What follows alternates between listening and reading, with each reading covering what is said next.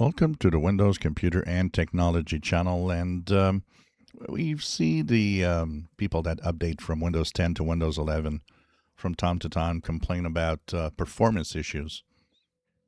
I personally had most of my machines already on Windows 11, but those that were on Windows 10, I never have seen really much of a difference in performance.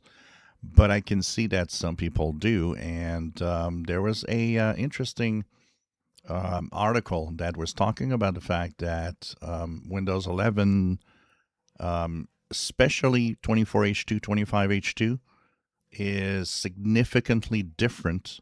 That there are a few things that people might need to do when they move on from an upgrade from Windows 10 to Windows 11. And even if you never upgraded, were on Windows 11 from the start, one of the things that they have noticed is that in the latest versions, having your drivers up to date could have a significant impact on performance.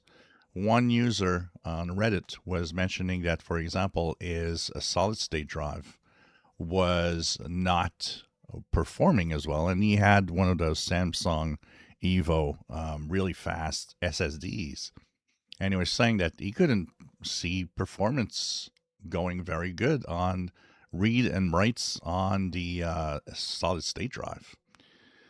So he actually updated his drivers through the Samsung website in Windows 11, and boom, computer became super fast.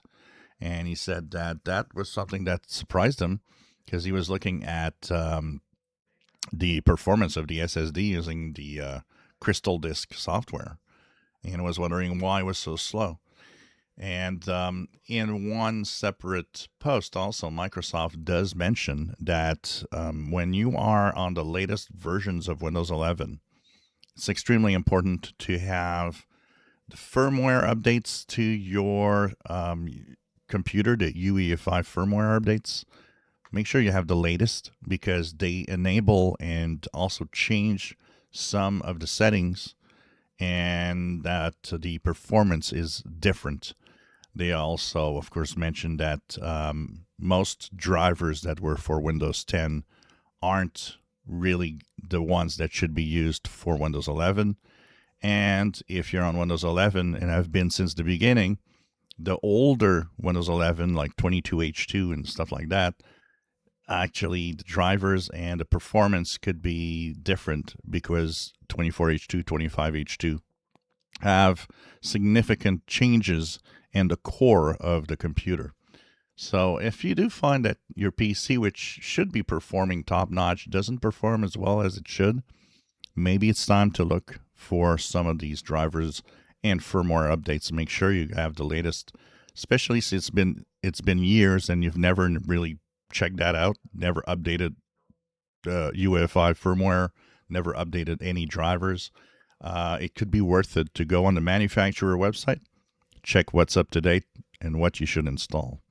If you enjoy my videos, please subscribe, give us thumbs up. Thank you for watching.